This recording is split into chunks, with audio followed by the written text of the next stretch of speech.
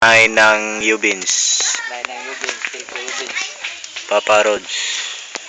Maintenance. Kayo po na nakaupo, subukan nyo naman tumayo.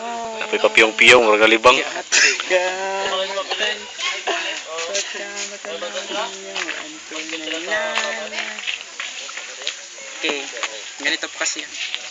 Tao po, nandiyan po ba kayo sa loob na malaking bahay at malawak na bakuran, mataas ng paderapin na paligiran at nakapilang mga mamahaling sasakyan, mga bantay na laging bulong ng bulong, wala namang kasal pero maraming niyang nakabaro.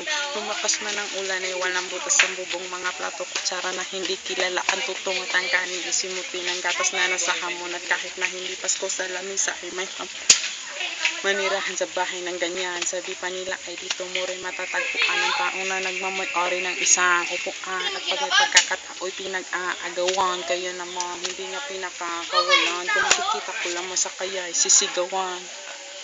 Nakaupo, subukan nyo naman tumayo, at baka matanaw ninyo ang tunay na kalagayan po.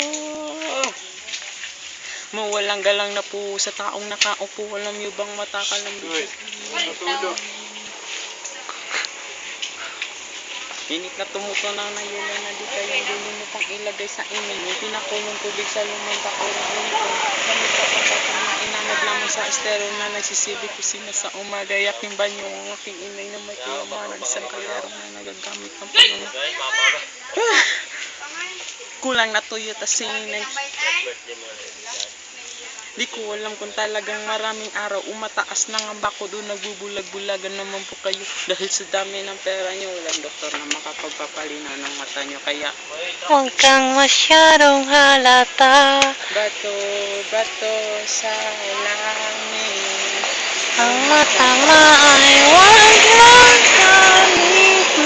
Bato sa langit.